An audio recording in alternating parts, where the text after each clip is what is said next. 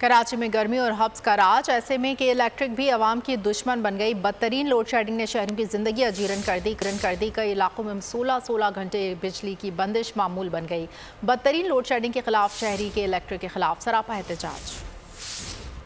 शहर कायद में load shedding का जिन बेकाबू के इलेक्ट्रिक की आवाम दुश्मनी। तवील लोड शेडिंग से शहरी बिलबिला उठे। कराची के गर्म मौसम में के इलेक्ट्रिक की हट धर्मी जारी। लोड शेडिंग का दौरानिया 16 घंटे से तजावुज कर गया। दिन को चैन न रात को सुकून। फॉल्ट के नाम पर मुस्तस्ना इलाकों में भी लोड शेडिंग जारी। शहरी दोहरे अजाब में मुब्तला हो गए। कहाँ जाएं, किससे फरियाद करें। इनकी वजह से हमारी दिहाड़ी नहीं लगती।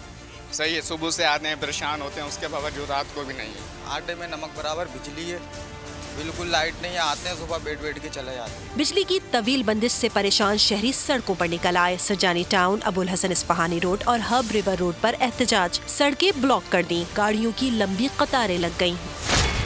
दूसरी जानिब तर्जुमान के इलेक्ट्रिक का कहना है कि शहर में बिजली की तलब और रसद में कोई फर्क नहीं। शहर में बिजली की एलानिया लोड शेडिंग 7.5 से 8 घंटे है।